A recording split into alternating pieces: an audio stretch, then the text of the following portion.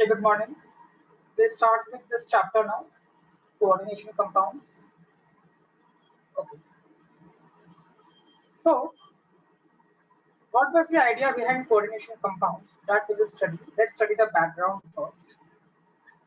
Now, see, if you look at this particular species, FeCN twice reacting with KCl. Okay. This was an experiment. So, experimental observation is what we will talk about now. This is FeCN twice plus 4 KCl. This was obtained as a product. Okay. This was obtained as a product.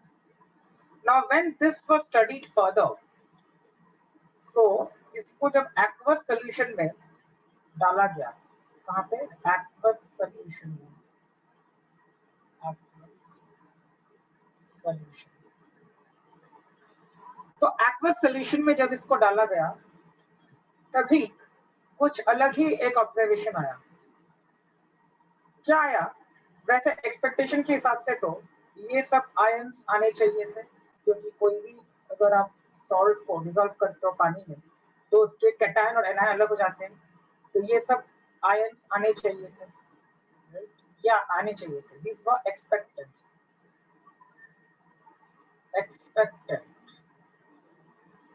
लेकिन जो observation था वो ऐसा expectation के हिसाब से नहीं था. तो क्या हुआ? रैदर ऐसा आया, 4 पोटेशियम के आयंस मिले और एक अलग से आयन मिला जो इस टाइप का था.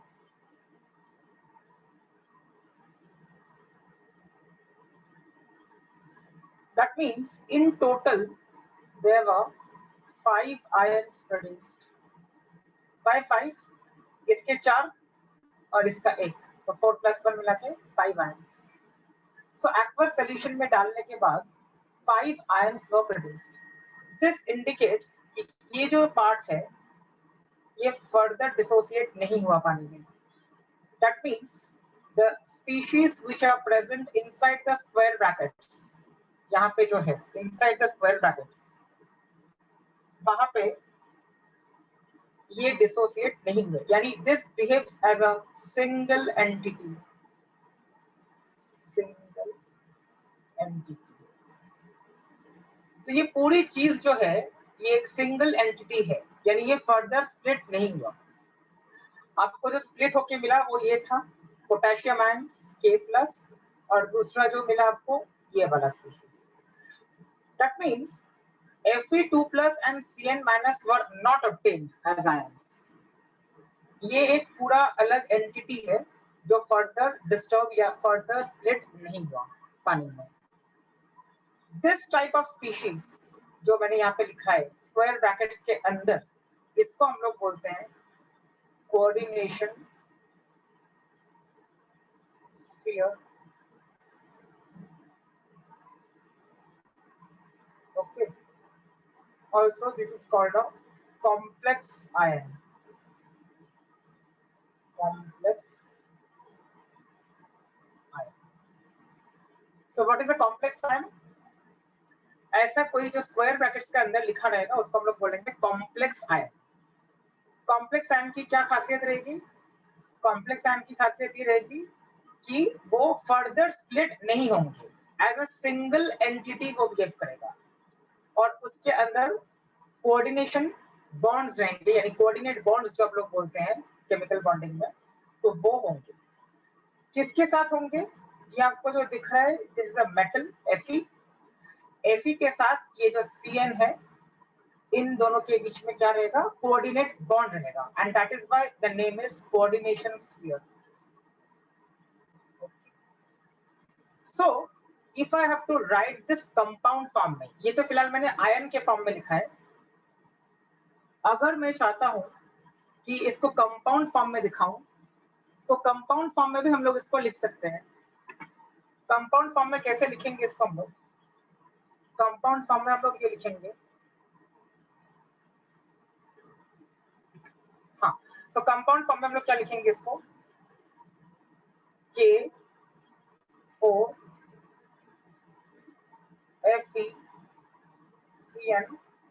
टाइम्स। ये कंपाउंड बन गया क्योंकि इसमें केटाइन भी है जो पोटेशियम है आपका, और एनाइन जो है वो आपको ये दिख रहा है FeCN6 4-, right? So a compound will have what? Cation as well as anion. This entire thing, this entire species is a coordination compound, okay, because it has a complex ion. किसी भी कोऑर्डिनेशन कंपाउंड में एक complex species होता है, और complex species की ये पहचान होती है कि हम लोग उसको स्क्वायर ब्रैकेट्स के अंदर लिखते हैं। Okay, now let's understand another example. अगर मैं लिखूं यहाँ पे CO Cl NH3 5 times,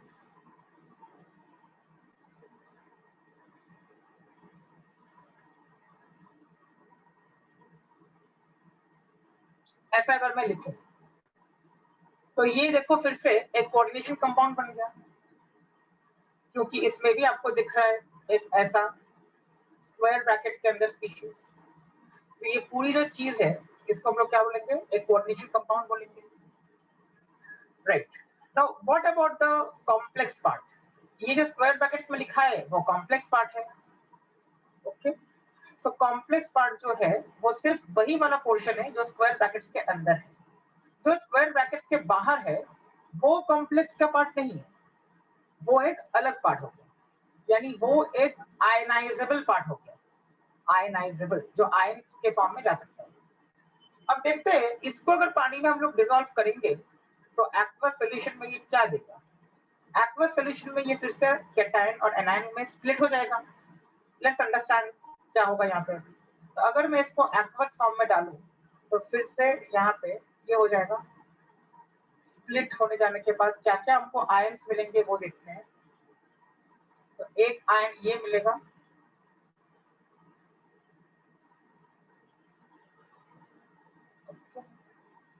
और दूसरा ये मिलेगा, ओके। नाउ सी, ये जो पार्ट है अभी, ये वाला जो पार्ट है ये फिर से कॉम्प्लेक्स आयन है बिकॉज स्क्वायर ब्रैकेट्स के अंदर लिखा गया है, और ये एक नॉर्मल आयन है Cl-। तो अगर इसको हम लोगों ने एक्वस में डाला तो हम लोगों को क्या आया? इसका जो 1 मोल है, 1 mole of this entire compound on dissolving in aqueous solution gives me this ion जो मैंने स्क्वायर ब्रैकेट्स के अंदर लिखा है, and also it will give me 2 Cl- ions. ये 2 Cl- कौन से है? ये 2 Cl- ये वाले हैं, राइट? तो इनको एक्वस मीडियम में डालने से हम लोग को टोटल 1 मोल को अगर मैं डालूंगा एक्वस सॉल्यूशन में, so from 1 mole of this coordination compound I will get in total 3 ions, right? 3 moles of ions, एक ये वाला जो कोऑर्डिनेशन के अंदर है, और दूसरा वाला जो कोऑर्डिनेशन के बाहर, यानी 2 Cl-। okay, so such compounds are called coordination compounds. That means a coordination compound must have a complex species. complex का मतलब क्या है? जो स्क्वायर ब्रैकेट्स के अंदर लिखा जाता है। अभी हम लोग अलग अलग टर्म्स पढ़ेंगे,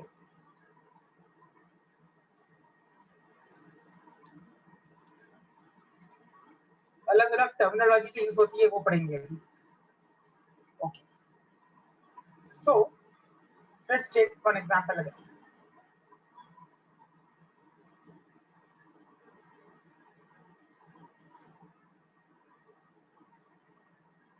आई am taking the same example जो शुरुआत में लिया था। ओके, अभी अगर किसी ने पूछा कि इसको जब हम लोग पानी में डिसॉल्व करेंगे तो क्या क्या आयंस प्रोड्यूस होंगे और कितने आयंस प्रोड्यूस होंगे, how many different ions are produced. So first thing is that हम लोग कैटायन को अलग करेंगे। तो कैटायन को पहचानने का तरीका ये है कि हम लोग पहले पोटेशियम हमेशा कैटायन की तरफ बिहेव करेगा because potassium is an S block element. और जो दूसरा पार्ट है कोऑर्डिनेशन के अंदर यानी कोऑर्डिनेशन स्फीयर, उसको हम लोग यहाँ पे एनायन बोल देंगे। हो गया। लाइकवाइज अगर फिर से और एक एग्जांपल देखिए,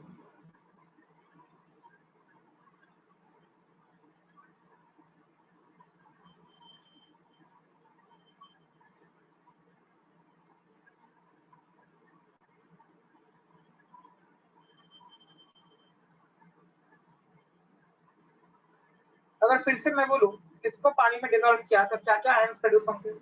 फिर से देखेंगे कैटायन को अलग करेंगे और एनायन को अलग करेंगे। अब यहाँ पे कैटायन कौन सा होगा? कैटायन हमेशा वो होता है जो पहले लिखा जाता है। अब यहाँ पे देखो पोटेशियम पहले लिखा गया था, इसके लिए पोटेशियम कैटायन। यहाँ पे क्या पहले है? यहाँ पे जो कोऑर्डिनेशन का पार्ट है जो स्क्वायर ब्रैकेट्स के अंदर लिखा है वो पहले लिखा गया है, यानी वो यहाँ पे कैटायन बन जाएगा। तो पहले उसको लिखेंगे हम लोग कैटायन को। तो कैटायन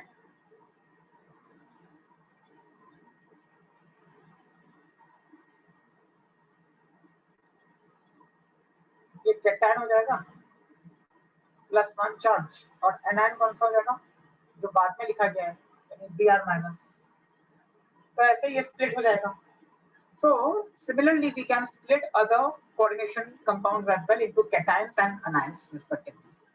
तो वो डिपेंड करेगा, या यहाँ पे आपको एक चीज चेक करनी पड़ेगी कि पहले क्या लिखा है। पहले जैसे यहाँ पे देखो पोटेशियम लिखा था इसलिए पोटेशियम कैटायन था। यहाँ पे पहले क्या लिखा गया है? पहले यहाँ पे जो कोऑर्डिनेशन स्फीयर है वो लिखा गया है, तो कोऑर्डिनेशन स्फीयर हमारा यहाँ पे कैटायन बन गया, इसके लिए ये कैटायन है। सो जो पहले लिखा जाता है वो हमेशा क्या होता है? कैटायन होता है, और जो बाद में लिखा जाता है वो क्या होता है? एनायन होता है। ये हो गया एनायन यहाँ पे Br-। Just note down this two examples then will go ahead.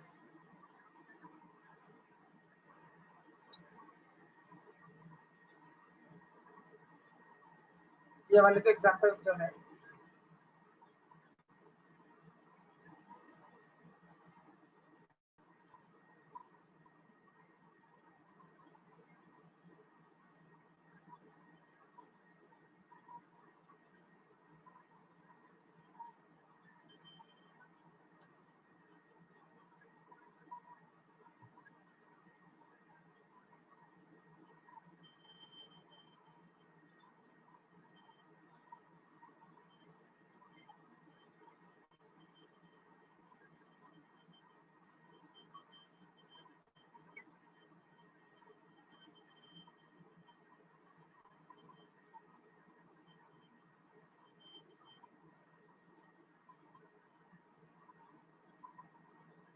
Okay.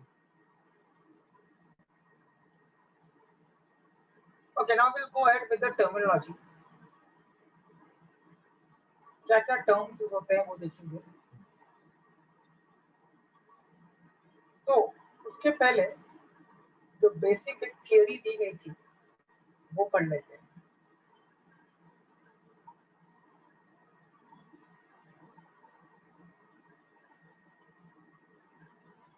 ये एक साइंटिस्ट था बर्नर्ड। बर्नर्ड ने क्या बोला था वो हम लोग पढ़ेंगे।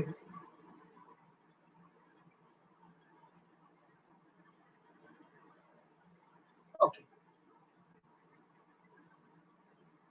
सो बर्नर्ड ने ये बोला था कि जो कोऑर्डिनेशन वाला पार्ट है यानी जो स्क्वायर ब्रैकेट्स के अंदर है उसमें एक जो होता है आपका वो एक सेंट्रल मेटल होता है, यानी जो मेटल अंदर है। जैसे देखो यहाँ पे आप देख सकते हो क्रोमियम मेटल है किसके अंदर? कोऑर्डिनेशन स्फीयर के अंदर। यहाँ पे आप देख सकते हो Fe भी एक मेटल है किसके अंदर? फिर से वही स्क्वायर ब्रैकेट्स के अंदर। तो वर्नर ने ये बोला था कि जो सेंट्रल मेटल है इनसाइड द कोऑर्डिनेशन स्फीयर उसका हमेशा टू टाइप्स ऑफ बैलेंसेस होते हैं, has two types of balances.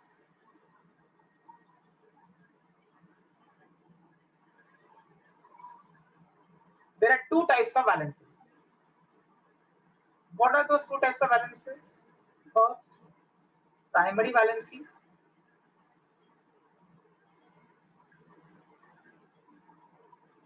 and secondary valency.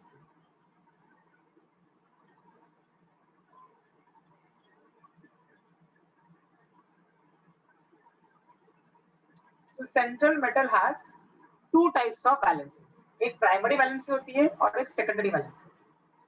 Now let's understand कि प्राइमरी वैलेंसी और सेकेंडरी वैलेंसी क्या है. So primary valency और secondary valency क्या है? We'll understand that.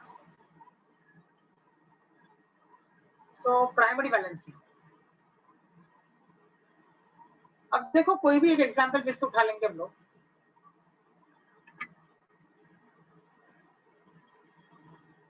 Okay, example के लिए अगर यही वाला एग्जांपल कर सकते हैं, दिस वन.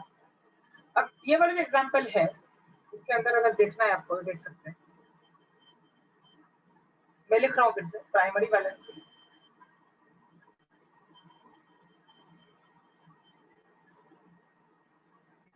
और दूसरा क्या है? Secondary valency.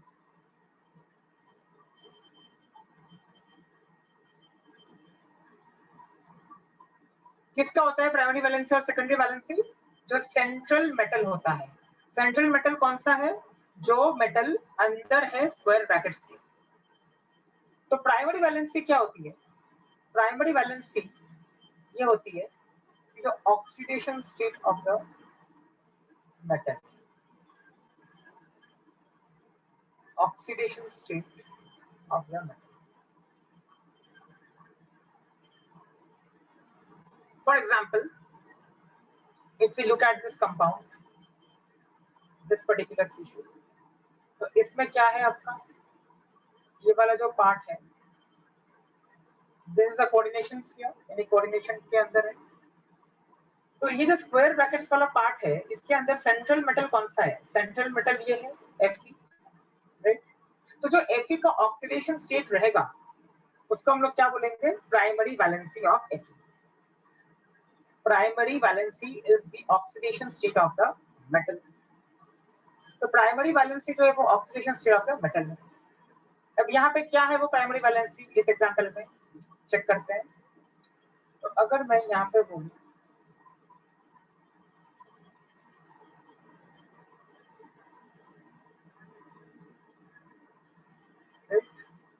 और हमें तो मालूम है कि ये जो एनायन है इसमें चार्ज 4 माइनस का है, तो लिखा है यहाँ पे ऊपर.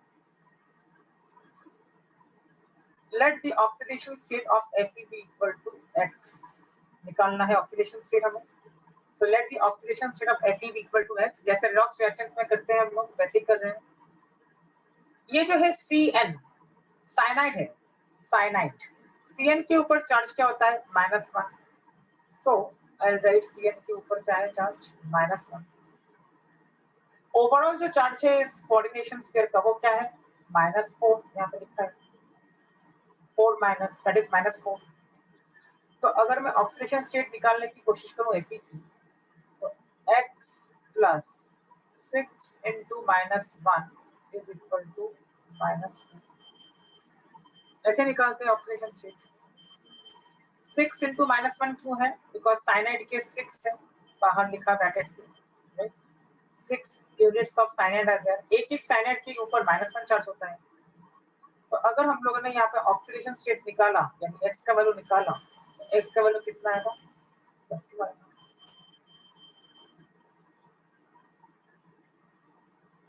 सो ये जो +2 है that is the oxidation state of Fe. Okay, and that is called the primary valency of Fe in this particular coordination sphere.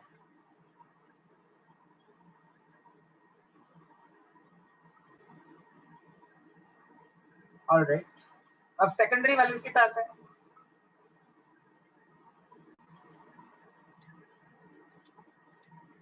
अब सेकेंडरी वैलेंसी फिर से इसी कंपाउंड का एग्जांपल ले रहे हैं. सेकेंडरी वैलेंसी क्या होगा? FeCN होल 6 टाइम्स 4 माइनस की अगर बात करें तो इस स्पीशीज के अंदर यानी कोऑर्डिनेशन स्फीयर के अंदर Fe is the central metal atom. इसको क्या बोलेंगे हम लोग? Central metal. इसको बोलते हैं सेंट्रल मेटल, तो इसका जो ऑक्सीडेशन स्टेट है अभी निकाला हम लोगों ने +2 है, that is the primary valency. तो ये +2 क्या हो गई, प्राइमरी वैलेंसी।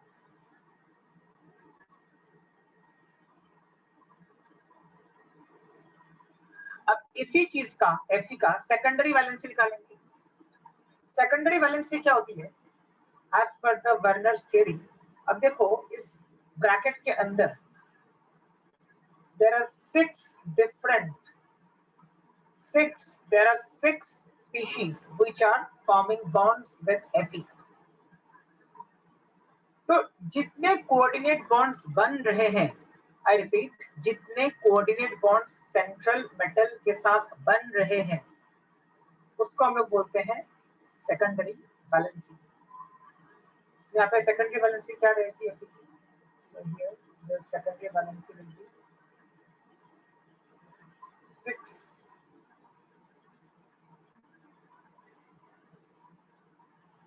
क्यों 6? क्योंकि 6 बॉन्ड्स बन रहे हैं, 6 कोऑर्डिनेट बॉन्ड्स बन रहे हैं Fe के साथ। कौन बना रहा है, Cn-। किसके साथ बना रहा है, Fe2+ के साथ। Fe2+ क्या कहलाता है, सेंट्रल मेटल। Fe2+ जो है उसको क्या बोलेंगे हम लोग, central metal. So the primary valency is what, +2 and the secondary valency here is +6, that is 6। ये 6 क्या है, 6 is the total number of coordinate bonds, right? So secondary valency is nothing but the total number of coordinate bonds formed with the central metal। Okay, तो ये उसने बोला था Werner की theory में कि प्राइमरी वैलेंसी भी होती है और सेकेंडरी वैलेंसी भी होती है। किसकी होती है, सेंट्रल मेटल की। Alright, let's go to one more example। Okay, let's go to another example। let's say हम लोग यहाँ पे लिख रहे हैं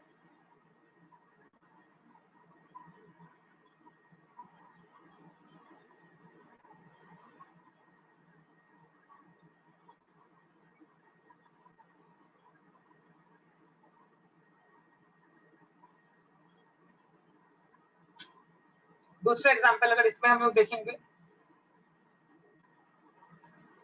okay, primary valency and secondary valency. So यहाँ पे सेंट्रल मेटल कौन है, central metal is chromium Cr। ये है हमारा सेंट्रल मेटल। क्यों वो सेंट्रल मेटल है, क्योंकि वो स्क्वायर ब्रैकेट्स के अंदर है। जो मेटल स्क्वायर ब्रैकेट्स के अंदर रहेगा उसको सेंट्रल मेटल बोलेंगे। Okay, now let's find out the value of primary valency.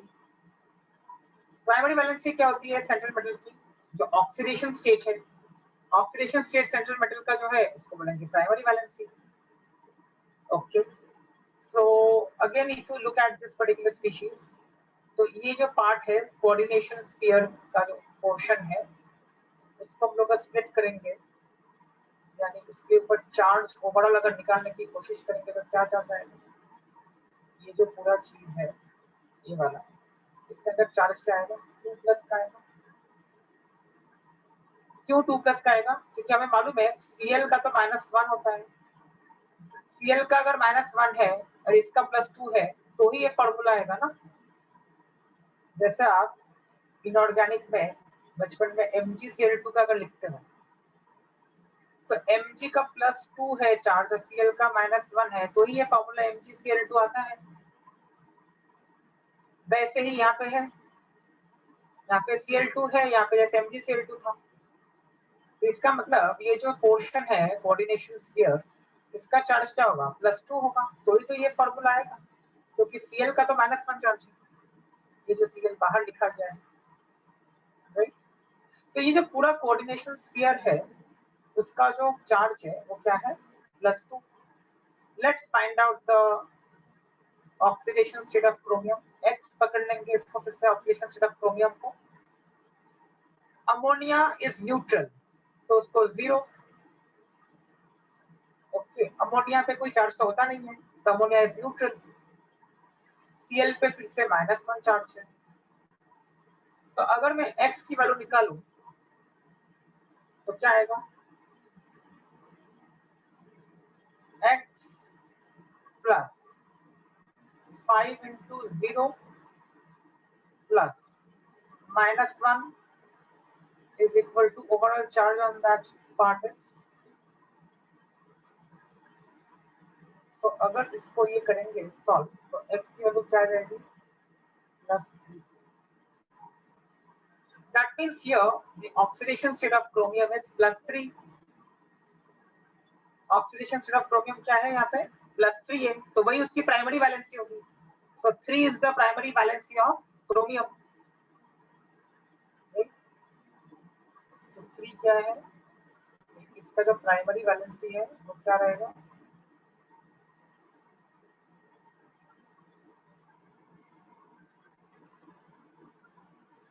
Three रहेगा. तो जो ऑक्सीडेशन स्टेट जो होता है वही प्राइमरी वैलेंसी कहलाती है. Okay, coming to the secondary valency part. अब इसका सेकेंडरी वैलेंसी क्या रहेगा, secondary valency is equal to क्या बोला था, सेकेंडरी वैलेंसी क्या है, total number of coordinate bonds formed with the central metal. फिर से 6, कैसे 6 देख लो, NH3 के 5 है तो 5 बॉन्ड्स NH3 बनाएगा और Cl का कुछ नहीं है मतलब 1 है तो Cl 1 बनाएगा, तो 5 + 1, so secondary valence is equal to 6. So central metal के साथ जितने total number of coordinate bonds बनते हैं उसको हम लोग बोलते हैं secondary valency. Okay, just note down this two examples.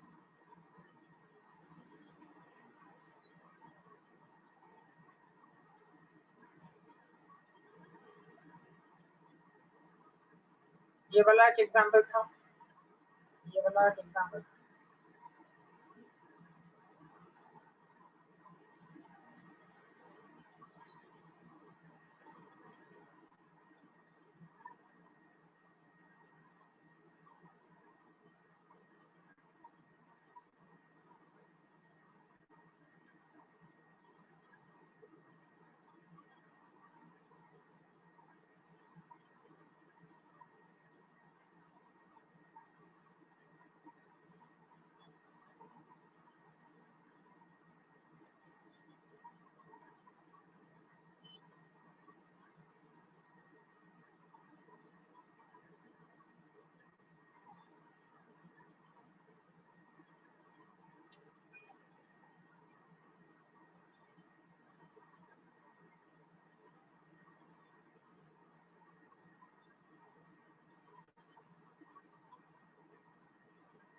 Note down these examples, then we'll go to the next one.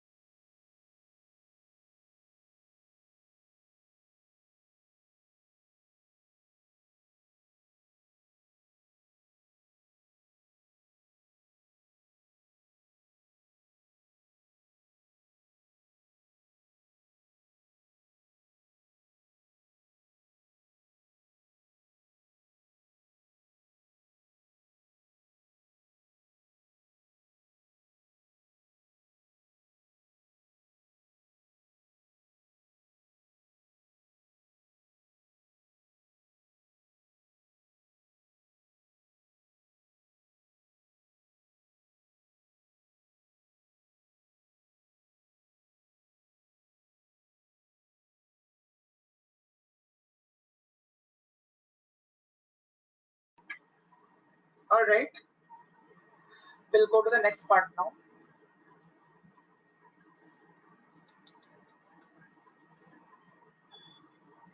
So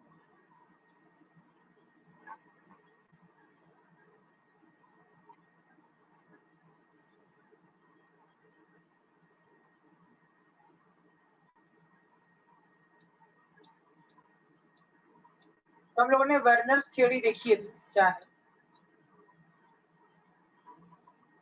next?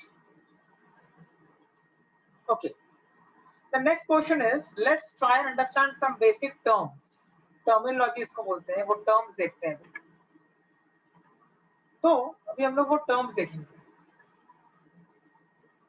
क्या क्या टर्म्स है.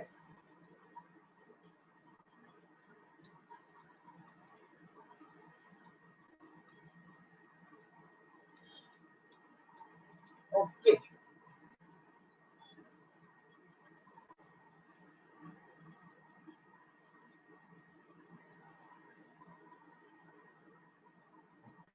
एग्जाम्पल के थ्रू समझते हैं एक एक टर्म को, तो सब इजीली पड़ेगा.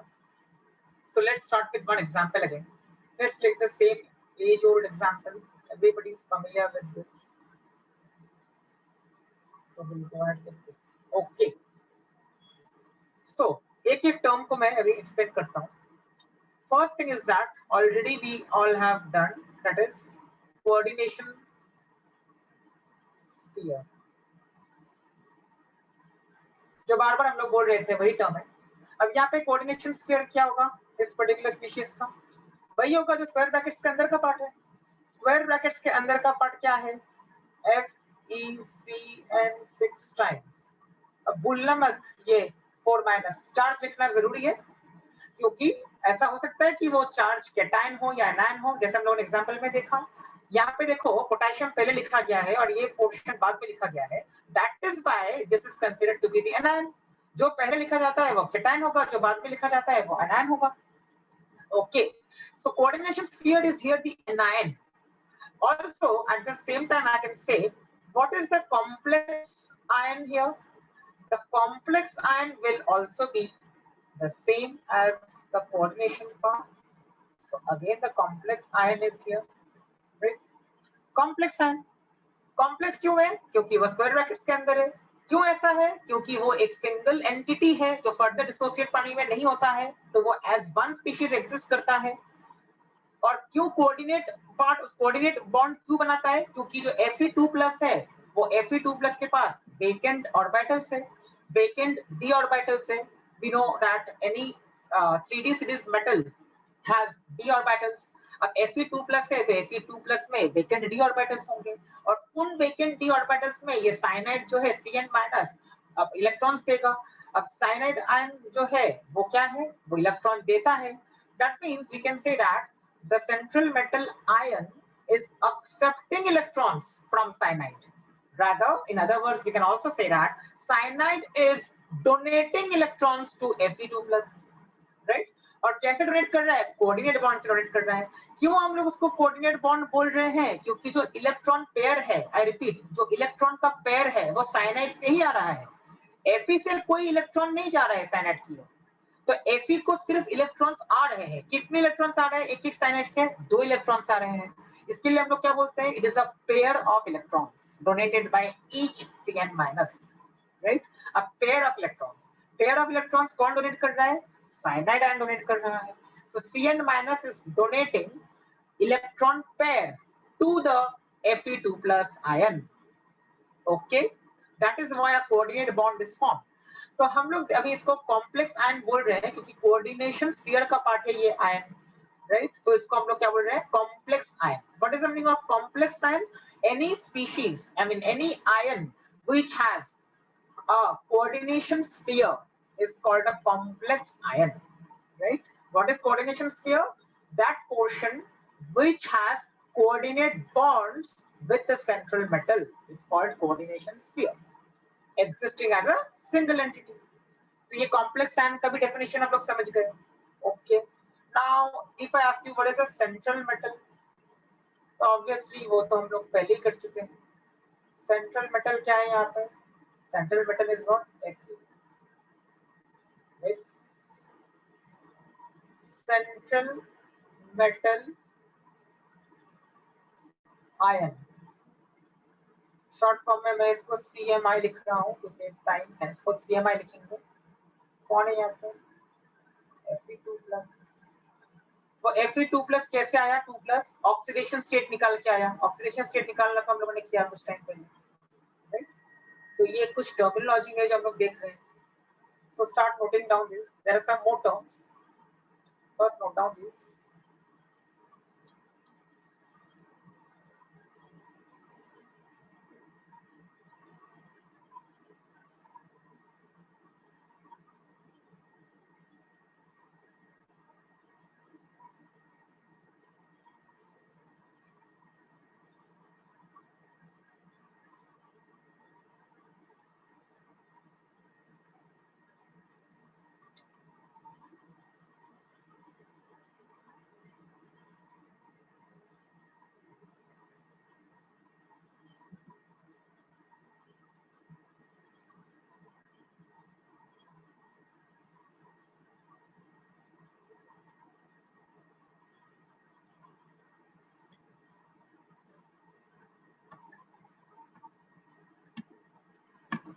Okay, the next portion.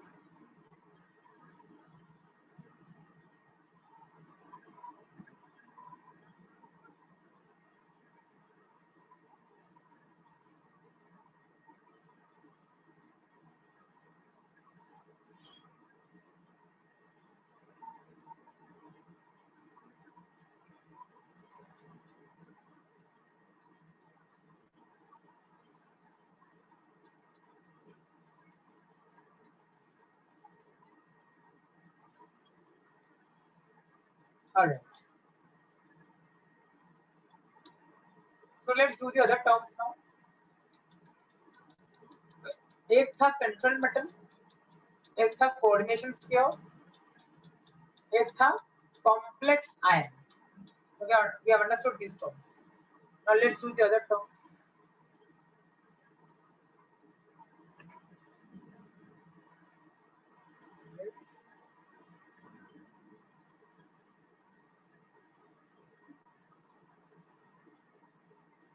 Okay.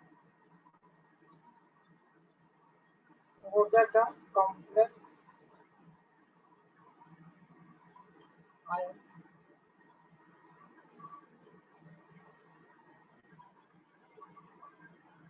Right? Complex ion हो गया. Okay. Now let's understand another term, one of the most important term, that is ligand.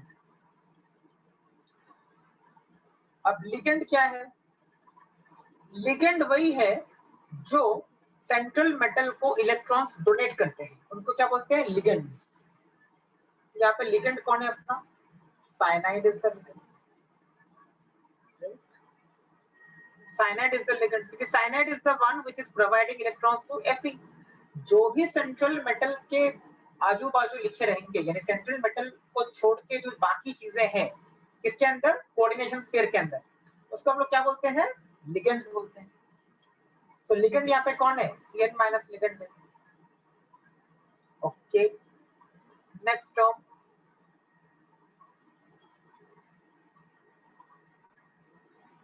Counter ion. What is counter ion? In this example it will be potassium. क्या होता है counter ion? जो ion coordination sphere के बाहर हो उसको बोलते हैं काउंटर आयन. तो यहाँ पे काउंटर आयन कौन आ गया? पोटेशियम प्लस आ गया काउंटर आयन.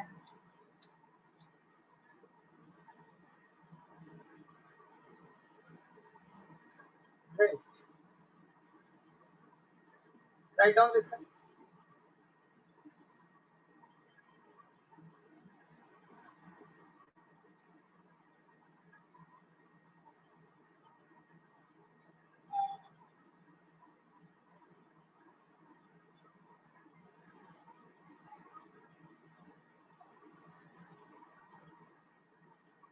सो काउंटर आयन हो गया, लिगेंड हो गया.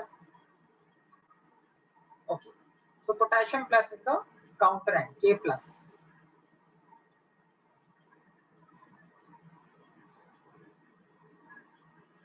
Next oxidation state already we have discussed, फिर से मैं लिख देता हूँ इसे यहाँ पे, oxidation state of central metal, यहाँ पे वो क्या है value +2, in this case that is Fe.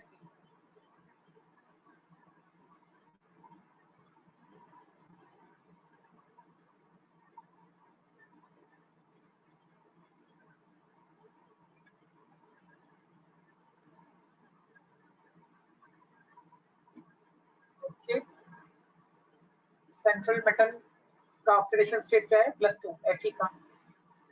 Ligand कौन है, साइनाइड है ligand. Alright, so coordination sphere यहाँ पे कौन सा हमारा है, जो वही है जो कॉम्प्लेक्स आयन है। Now let's do one question, question करेंगे तो थोड़ा क्लैरिटी आएगा। Let's do one question. So question is कि अगर मैं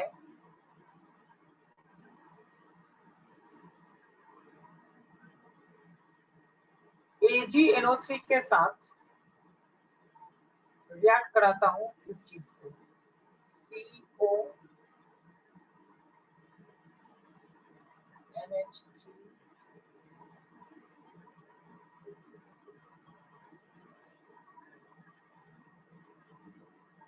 4 CONH3 4 CONH2,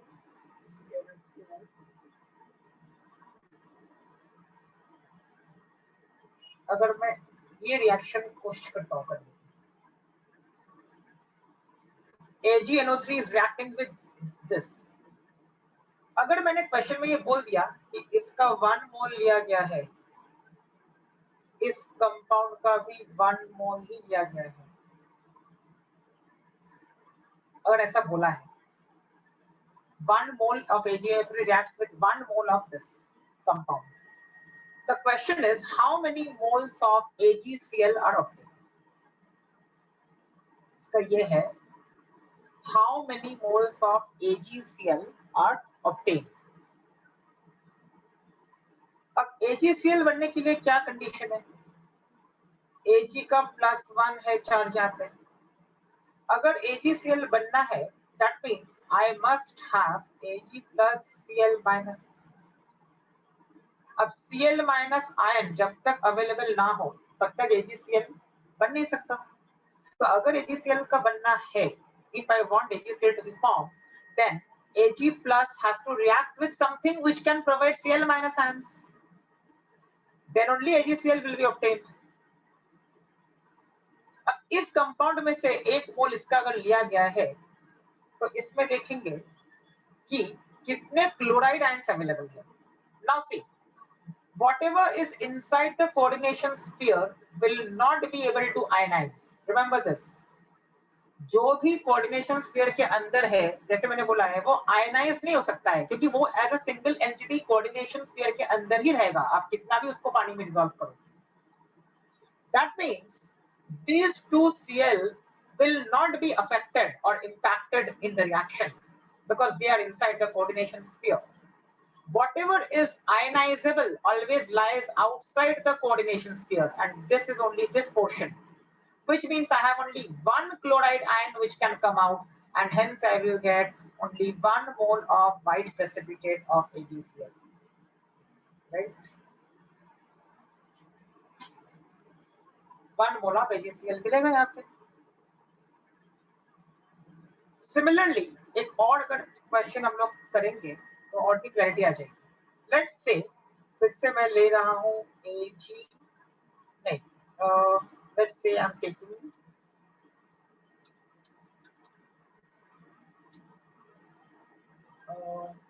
ये बेरियम क्लोराइड।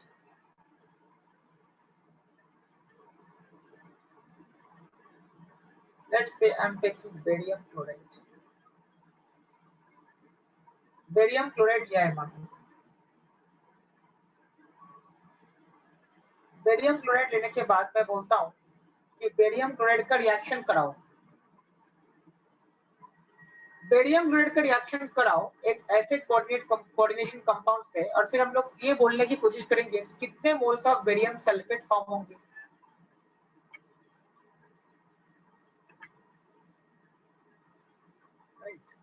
कितने moles of barium sulphate form होंगे। So let's try, let's say we have this compound CO,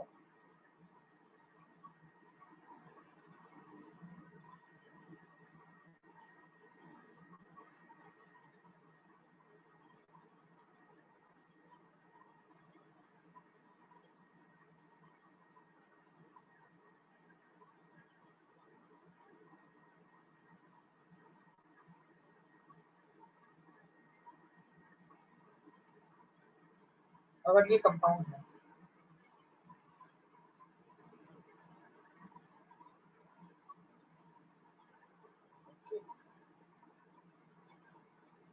ऐसा अगर है, और अगर मैंने बोल दिया कि इसको दिया गया है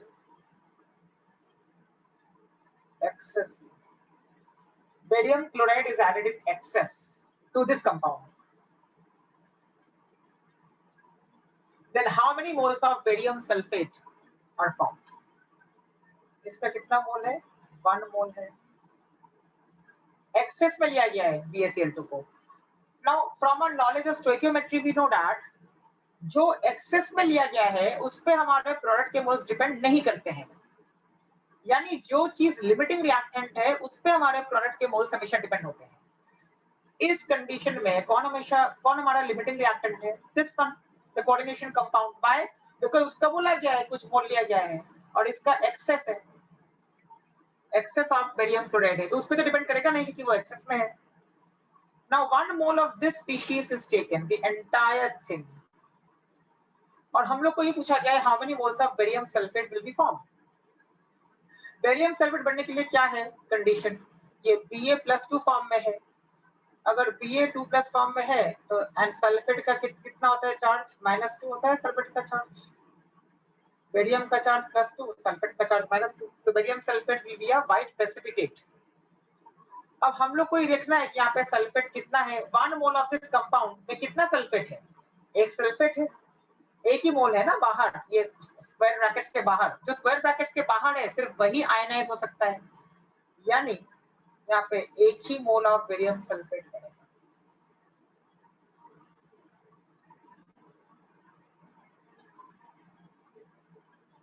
right?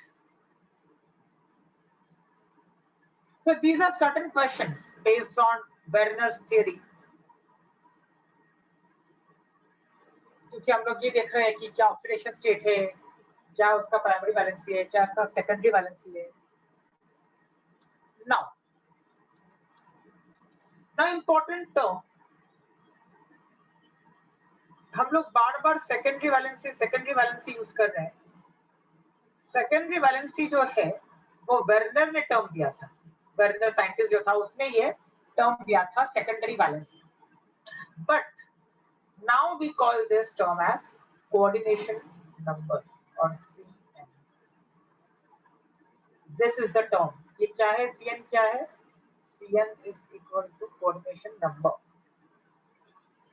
शॉर्ट फॉर्म में हम लोग CN लिखेंगे, ओके शॉर्ट फॉर्म में क्या लिखेंगे? इसको CN लिखेंगे।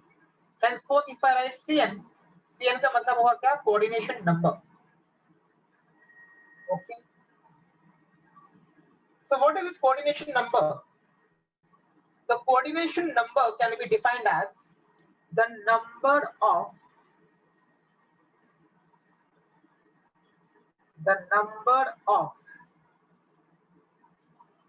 donor atoms।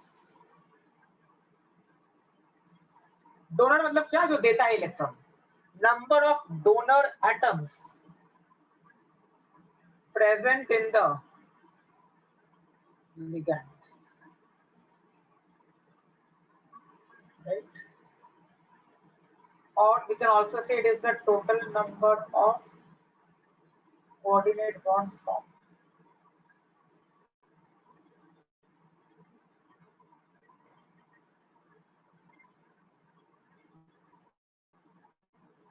तो जो सेकेंडरी वैलेंसी है वो वर्नर ने टर्म दिया था, हम लोग इसको बोलते हैं अभी coordination number. What is coordination number? The total number of donor atoms in the ligands. कितने डोनर एटम्स है लिगेंड में, वो डिसाइड करेगा कि कोऑर्डिनेशन नंबर क्या रहेगा।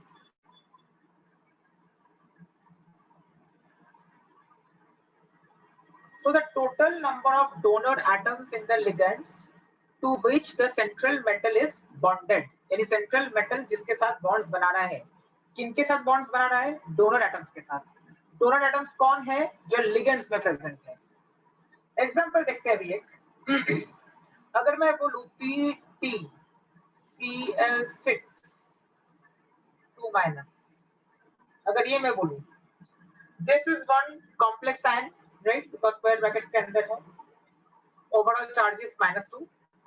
If I tell you what is the value of coordination number of platinum here, coordination number of platinum अगर किसी ने पूछा आपको यहाँ पे तो क्या बोलोगे? देखोगे कितने हैं टोटल नंबर ऑफ लिगेंड्स के एटम्स। सिर्फ टोटल नंबर ऑफ लिगेंड्स से काम नहीं चलेगा, हमको ये देखना है कि लिगेंड के अंदर कौन कौन एटम्स डोनेट कर रहे हैं। फॉर एग्जांपल यहाँ पे लिगेंड कौन है आपका? Cl- is the ligand here, right, in this example Cl- is the ligand. तो अगर मैं बोलूं कि Cl- लिगेंड है तो वो Cl- में कि एक Cl- कितना डोनेट कर रहा है, एक Cl- कितना डोनेट कर रहा है? एक Cl- इलेक्ट्रॉन पेयर डोनेट कर रहा है, so only one electron pair, so Cl is donating one electron pair. One electron pair का मतलब वन कोऑर्डिनेट बॉन्ड, सो 6 इलेक्ट्रॉन पेयर्स का मतलब 6 कोऑर्डिनेट बॉन्ड्स। सो यहाँ पे कोऑर्डिनेशन नंबर ऑफ प्लैटिनम कितना रहेगा? 6।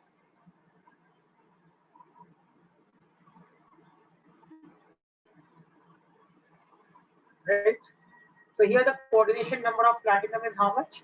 6। क्यों 6?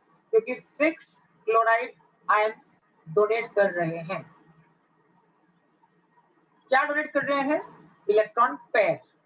Each chloride donates one electron pair, तो यहाँ पे मैं ईच वर्ड लिख देता हूँ, each chloride donates one electron pair. इसका मतलब जो लिगेंड है उस लिगेंड को देख के हमको ये डिसाइड करना है कि उस लिगेंड के अंदर कितने डोनेट कर रहे हैं atoms, how many electron pairs are being donated by a particular ligand. उसके लिए लिगेंड्स का नॉलेज होना थोड़ा जरूरी है, जो हम लोग अभी करने वाले हैं, क्योंकि काफी सारे इंपॉर्टेंट लिगेंड्स हैं। तो अगर आप लिगेंड्स के बारे में हम लोग नहीं जानेंगे, we can't take a decision about the coordination number. So just note down this example of PtCl6 2-, coordination number is 6. Right? ये लिख लो क्योंकि each chloride ion donates one electron pair. That is why the coordination number is 6.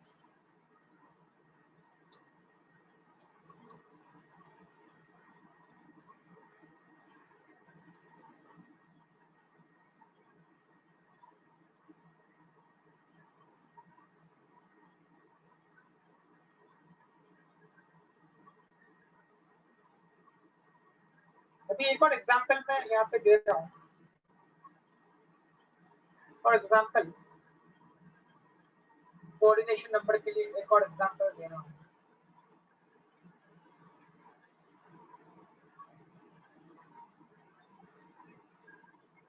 So this is another complex ion, coordination sphere के अंदर है। It's a complex ion. Now, if I want to find out the value of coordination number here, and what will be the value? Let's see. यहाँ पे coordination number क्या है? किसका coordination number निकालेंगे? Central metal का। कौन है यहाँ पे central atom? Fe is the central atom. What is the coordination number of Fe in this particular species? That is in this particular complex ion. अब कुछ लोग क्या बोलेंगे कि चलो लिगेंड्स 3 है तो 3 होगा कोऑर्डिनेशन नंबर। तो कुछ लोग क्या बोलेंगे, इसको 3 बोलेंगे। क्यों 3 बोलेंगे? क्योंकि देखो C2O4 एक लिगेंड है, उसके ब्रैकेट में 3 लिखा है। There are 3 C2O4, right? So there are 3 different ligands, I mean 3 ligands. अगर 3 लिगेंड्स है, कौन से है वो लिगेंड्स? C2O4 2-। और C2O4 2- लिगेंड है तो वो लिगेंड 3 है जिसके लिए कोऑर्डिनेशन नंबर 3 होगा, ऐसा लोगों को लगेगा, but this is wrong, this is wrong. So what is the coordination number? So what I'm trying to say is coordination number is not equal to the number of ligands. It may be equal to the number of ligands, it may not be equal to the number of ligands. But ऐसा जरूरी नहीं है कि वो हमेशा ligands जितने हैं उतना ही coordination number भी आएगा. So we have to have a knowledge of the types of ligands और एक-एक ligand के अंदर कितने atoms है जो donate कर सकते हैं electrons. That will determine my value of coordination number. So just in this example, if I have to tell you, now remember, ये जो C2O4 2 minus ion है, that donates 2 electrons. That means one pair of electrons is being donated by each oxalate ion. तो अगर एक oxalate ion 2 electrons donate करेगा, तो 3 oxalate ions मिलके कितने इलेक्ट्रॉन्स डोनेट करेंगे? 6. 3 into 2, right? So total number of electron pairs donated will be 6, and hence 6 will be the coordination number here of Fe. Okay. So जो C2O4 ligand है वो क्या करता है? I'll write down here each C2O4 2 minus donates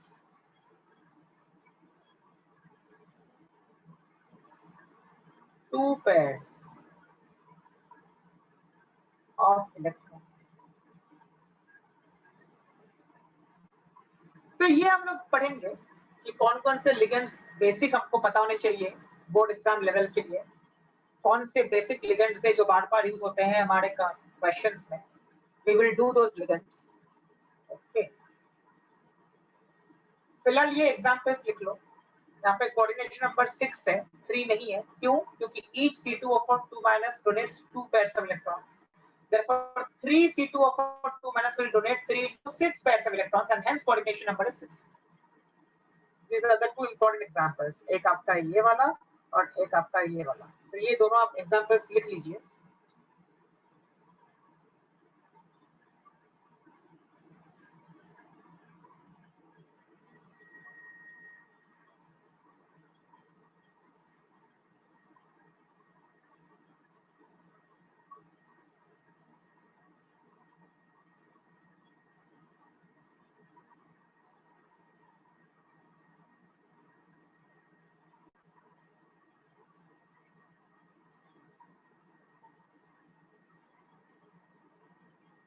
हो गया लिख के सबका?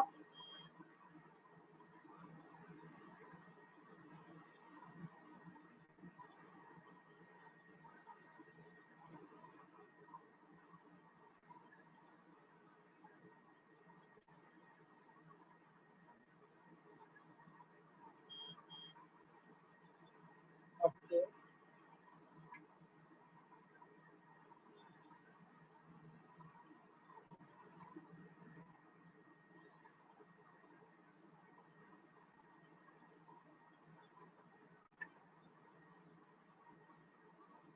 okay.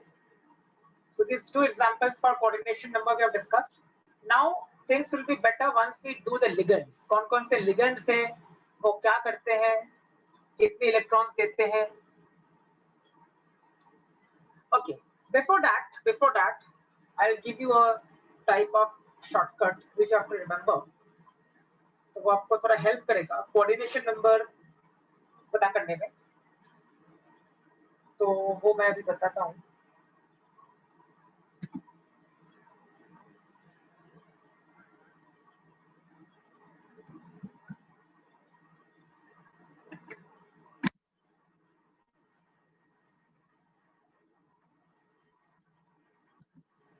Okay,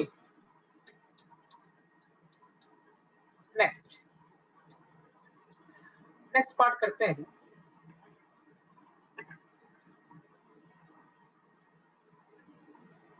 okay, now see, एक ऐसा छोटा सा टेबल दे रहा हूं मैं.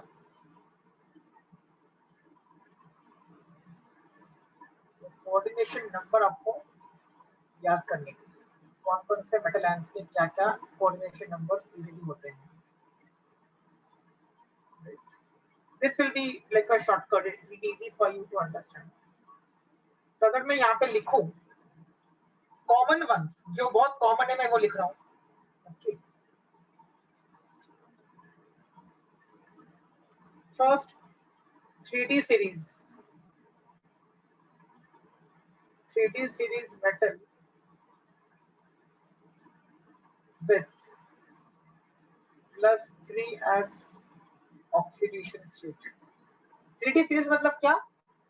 स्कैंडियम से लेके जिंक तक हम लोग बोलते हैं 3D series, right? Scandium, titanium, vanadium, chromium, manganese, iron, cobalt, निकल, कॉपर, जिंक, इसको बोलते हैं 3D सीरीज. स्कैंडियम से लेके जिंक तक. तो 3D सीरीज का कोई मेटल जो है उसका अगर +3 ऑक्सीडेशन स्टेट है तो उसका कोऑर्डिनेशन नंबर हमेशा 6 होता है.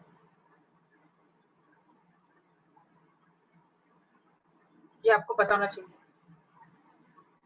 Second thing that you have to know is Ag+. अगर Ag+ आपका सेंट्रल मेटल आयन है, ओके, Ag+ और Au+, तो उसका होता है कोऑर्डिनेशन नंबर 2.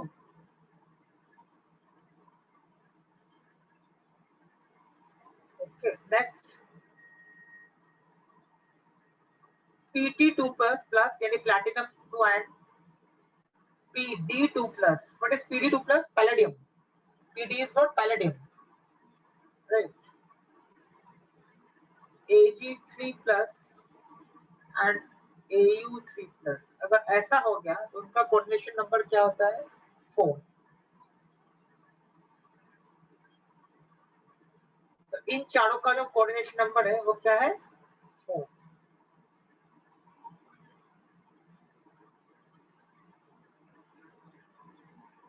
Pd4+ और Pd4+, इन दोनों का क्या रहता है? 6. प्लीज नोट, ये भी Pt है, ये भी Pt है, लेकिन दोनों का ऑक्सीडेशन स्टेट अलग है.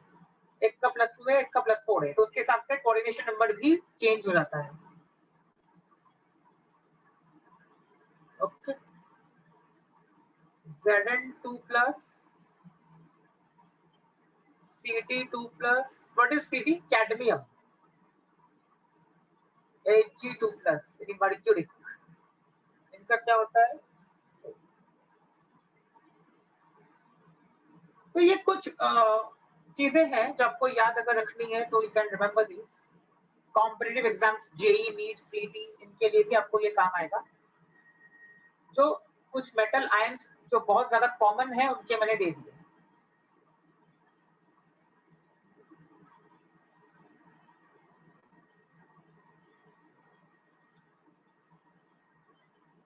तो ये जो मेटल आयंस है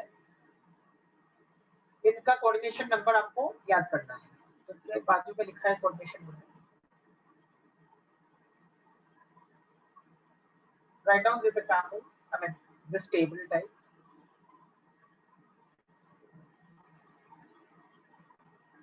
ये इसके लिए है, ये इसके लिए है, और बाकी एरो बने हुए हैं. एरोस को देख के विल अंडरस्टैंड कोऑर्डिनेशन नंबर किसका क्या है. Please note this down. You have to remember this, then it will be easy.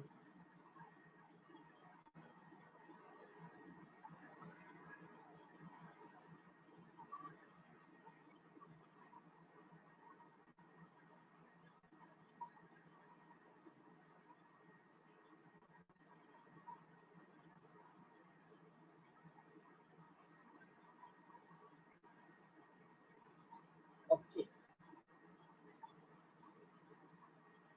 ये बहुत इंपॉर्टेंट है क्योंकि इसलिए आपको जेई, नीट, सीटी के लिए भी काम आएगा. So please note this down.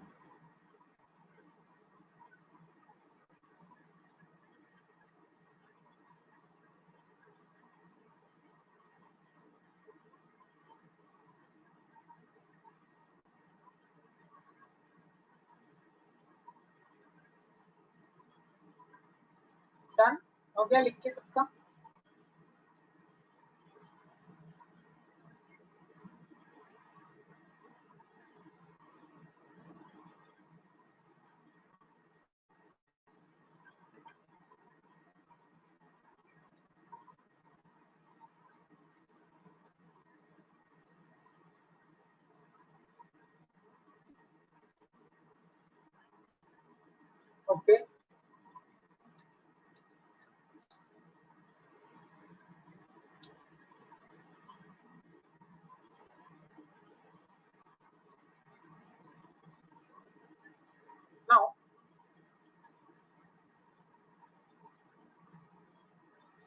अभी हम लोग लिगेंड्स के बारे में बात करते हैं। Ligands,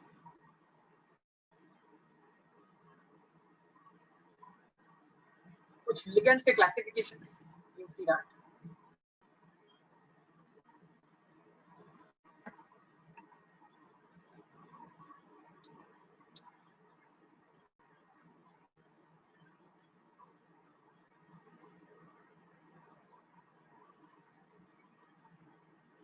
ligands,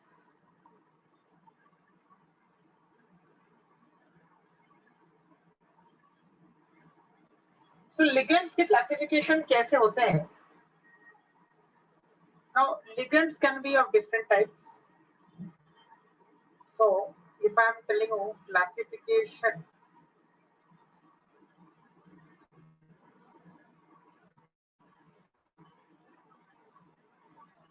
based on charge, charge के बेसिस पे अगर क्लासिफाई करेंगे तो कैटेगरीज क्या क्या आएंगे? पहला आएगा negatively charge ligands,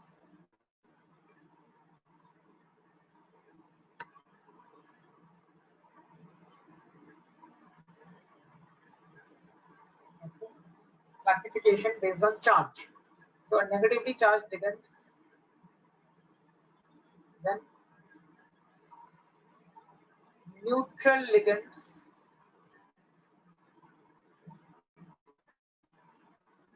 and third will be positively charged ligands.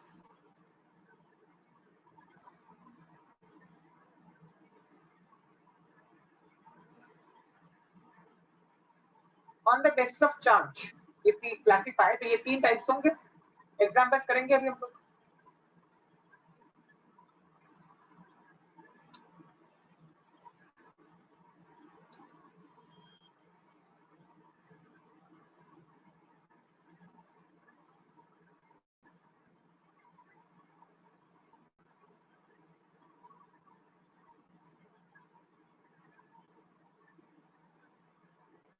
Okay, so negatively charge ligands के एग्जांपल्स क्या है? कुछ अगर कॉमन वाले हैं, chloride, bromide, iodide, sulphate, nitrate, nitrite, oxalate, thiosulphate, cyanide, thiocyanate etcetera. देखो सब पे नेगेटिव चार्ज है, इसके लिए नेगेटिवली चार्ज लिगेंड चाहिए।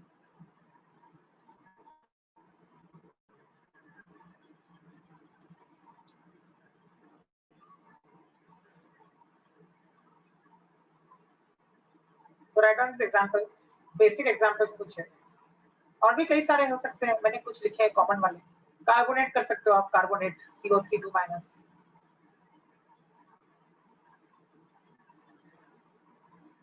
राइट,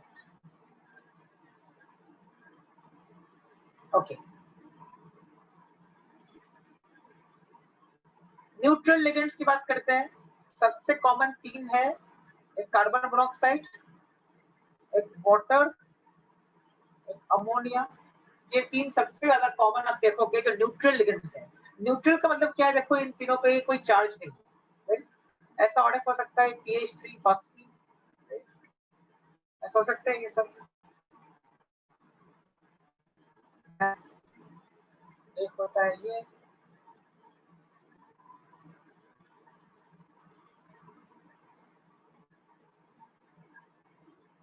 CH2NH2, CH2NH2 क्या बोलते हैं? Ethylene diamine.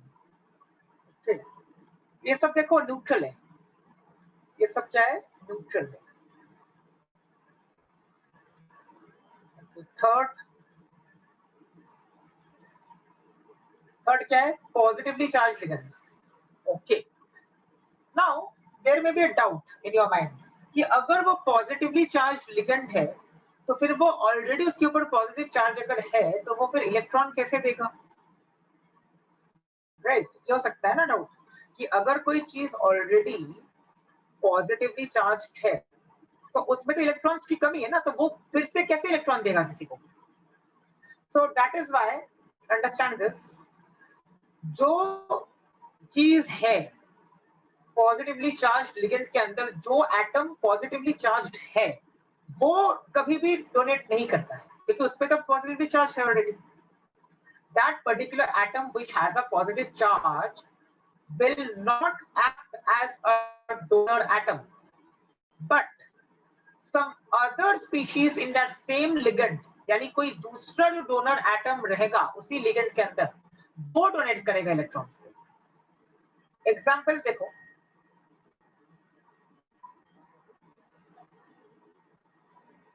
राइट. अब ये पॉजिटिवली चार्ज लिगेंड है, राइट.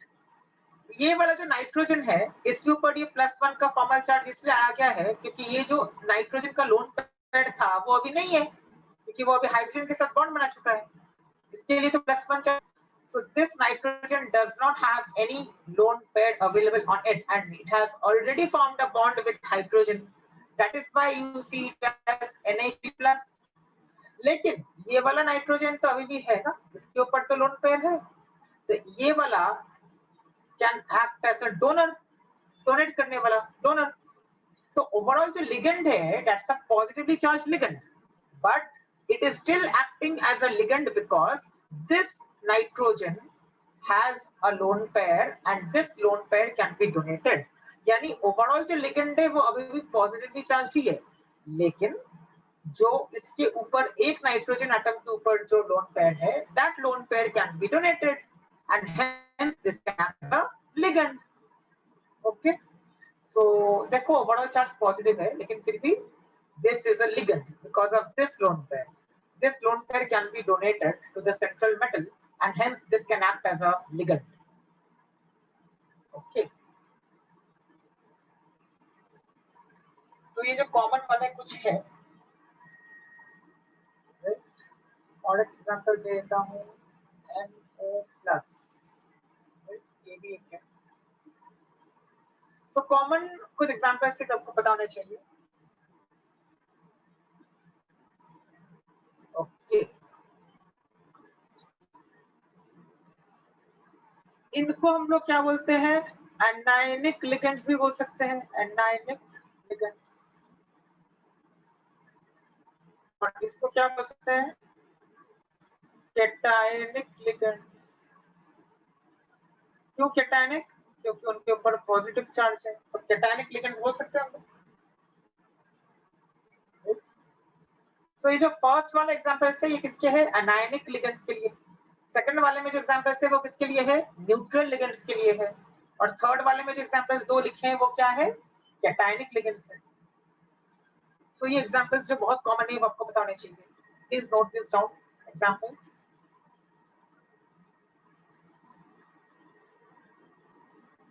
तो हम लोगों ने फिलहाल क्या किया, लिगेंड्स को क्लासिफाई किया चार्ज के बेसिस पे, राइट. ये सारे के सारे लिगेंड्स ही है लेकिन उन पे चार्जेस या तो न्यूट्रल है, कोई चार्ज नहीं है, या फिर पॉजिटिवली चार्ज है, या फिर नेगेटिवली चार्ज है. So based on the charge, we have classified the ligands into three different categories: anionic ligands, neutral ligands, and cationic ligands. There is another type of classification which I was talking about a few minutes earlier. I told you right कि अगर हमें idea coordination number का है, मतलब अगर जरूरी है, तो we must know which ligand is providing how many electron pairs. यानी कोई ऐसा लिगेंड हो सकता है, जैसे एक एग्जांपल में हम लोगों ने देखा कि C2O4 का था, उसमें 3 लिगेंड्स थे लेकिन फिर भी कोऑर्डिनेशन नंबर 6 आ रहा था, क्योंकि उसमें मैंने क्या बोला कि एक एक जो C2O4 है वो 2 इलेक्ट्रॉन डोनेट कर रहा है. That means ligands can also be classified on the basis of the number of lone pairs or the number of electron pairs which are donated by them. How many electron pairs are being donated, उसके basis पे हम लोग ligands को classify कर सकते हैं, तो वो दूसरा क्लासिफिकेशन बन जाएगा. तो फिलहाल जो हम लोगों ने क्लासिफाई किया है वो सिर्फ चार्ज के बेसिस पे किया है, negatively charge, neutral and positively charge. The other type of classification will be based on the number of electron pairs that are donated by the ligand. So let's come to that now. So, what is the difference between anionic ligands and cationic ligands? Anionic ligands are ligands which are purely charged, while cationic ligands are ligands which are purely neutral.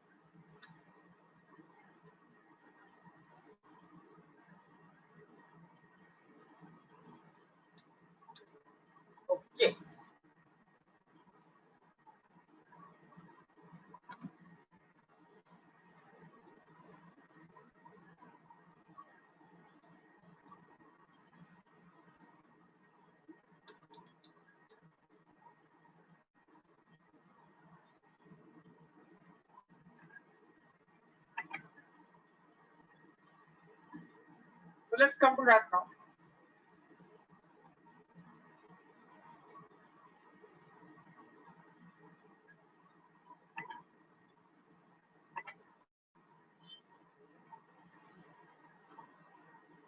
So that particular factor or the term, अगर हम लोग chemistry में बात करें उसको क्या बोलते हैं? Density. Denticity is what? Number of electron pairs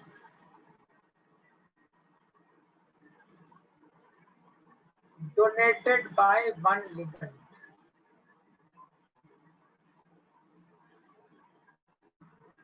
Right? Number of electron pairs donated by a ligand.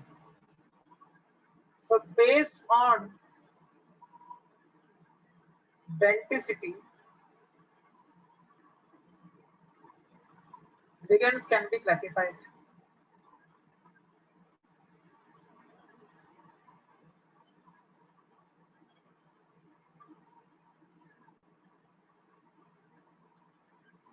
First, monodentate ligands.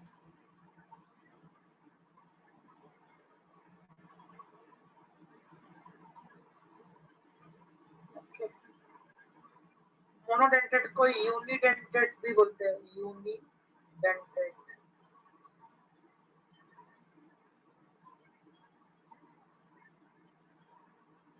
ये क्या करेगा? नाम से ही पता चल रहा है.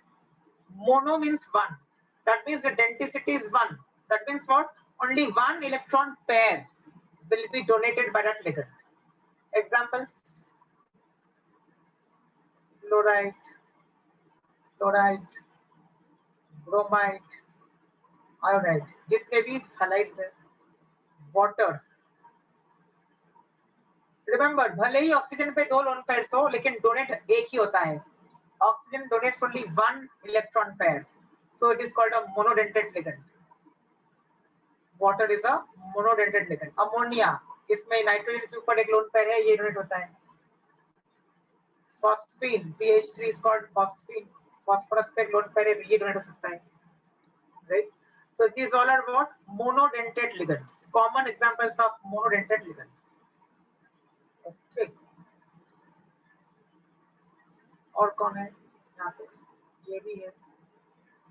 Carbon monoxide. So these all are examples of monodentate ligands, etc. Monodentate मतलब क्या? Denticity is one. That means what?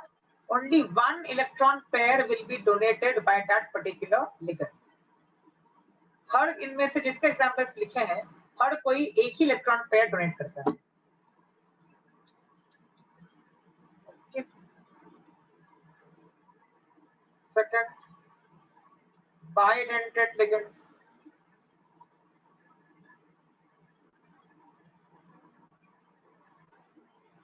Also called didentate.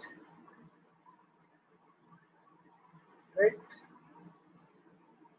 ये क्या होगा? डेंटिसिटी 2 होगी.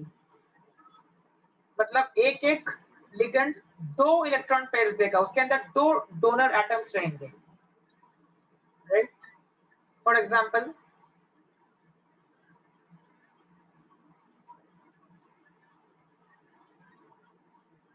इथाइलिन डायमाइन बोलते हैं इसको. इसके अंदर दो है, एक इस नाइट्रोजन पे, दूसरा इस नाइट्रोजन पे. So this can act as a bidentate ligand.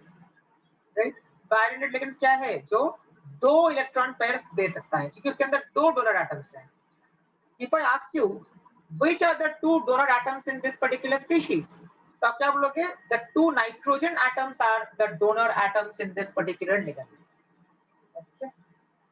और एक एग्जांपल, ऑक्सलेट C2O4 2- जो पहले डिस्कस किया था. राइट?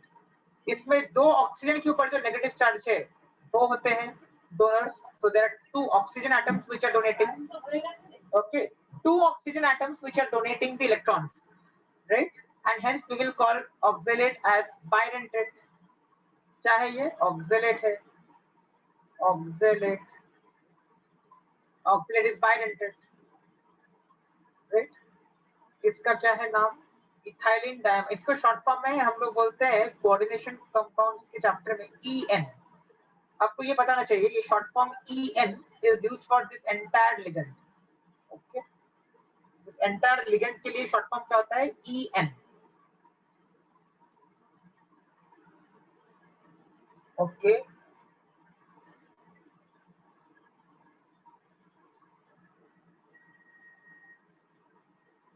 और एक इंपॉर्टेंट एग्जांपल है बायडेंटेड लिगेंड का, वो बता देता हूँ।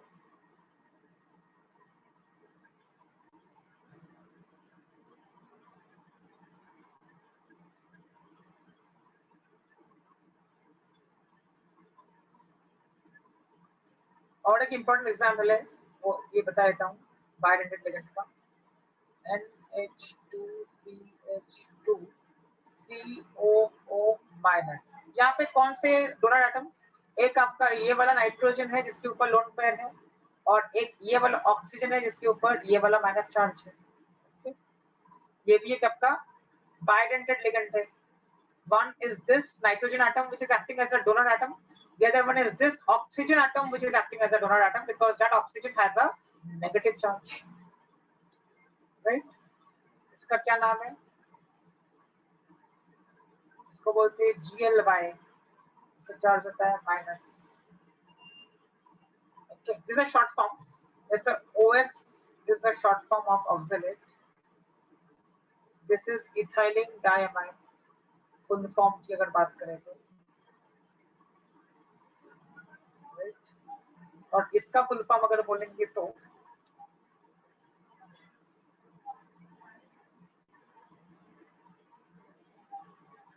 इसका फुल फॉर्म अगर बोलेंगे तो क्या होगा?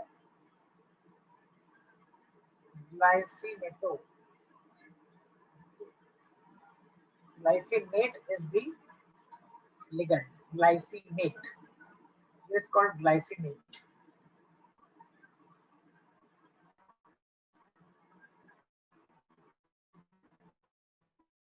Right? ये क्या है? Ethylene diamine. So these all are bidentate ligands. क्योंकि हर किसी में क्या है? दो दो डोनर एटम्स है। ऐसे ट्राइडेंटेट, टेट्राडेंटेट ये सब हो सकते हैं, उनको हम लोग क्या बोलते हैं? सब पॉलीडेंटेट। पॉलीडेंटेट में क्या आ सकता है? Tridentate,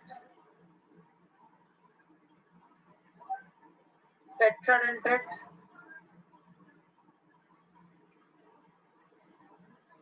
पेंटाडेंटेट,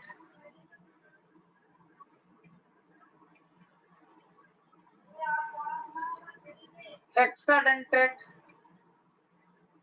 right? तो ये सब किसके अंदर आते हैं? पॉलीडेंटेट लिगेंड्स के अंदर। ट्राई मतलब क्या? तीन डोनर एटम्स रहेंगे। Tetra four donor atoms, pentadentate five donor atoms and hexadentate six donor atoms. Right?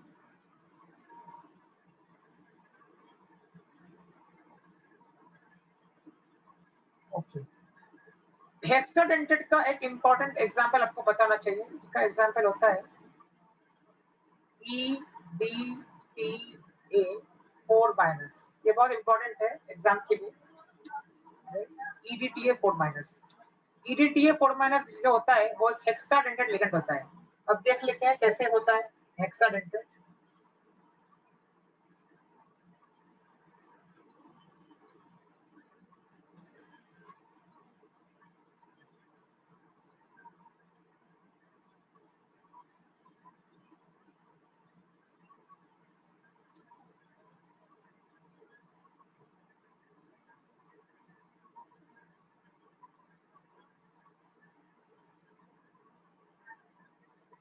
Right?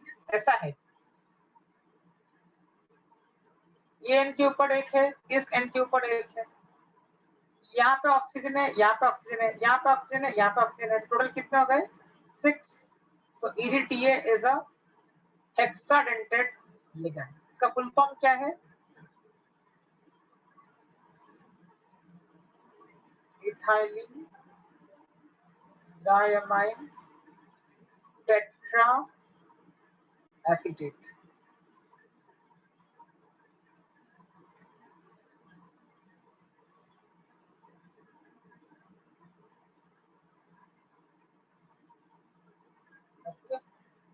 EDTA का फुल फॉर्म। चार्ज कितना होता है? -4। फिर से मैं एक बार क्लियरली लिख के दिखा देता हूँ।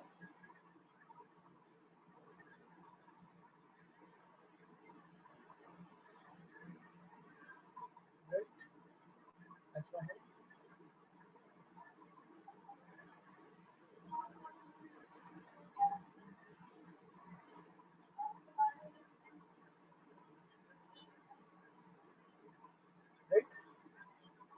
So 6 donor atoms. One is this nitrogen, one is this nitrogen. So 2 हो गए।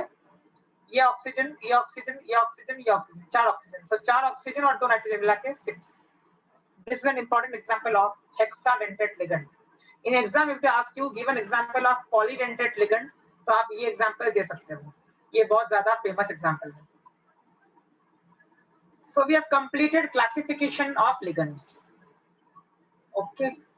2 टाइप्स के क्लासिफिकेशन है। एक क्या था? बेस्ड ऑन चार्ज और दूसरा क्या था? Based on density. So we have completed the classification of ligands and we have completed the terminology. Okay. Coordination number क्या होता है? ऑक्सीडेशन स्टेट क्या होता है? बर्नर्स थ्योरी, ये सब हो गया है।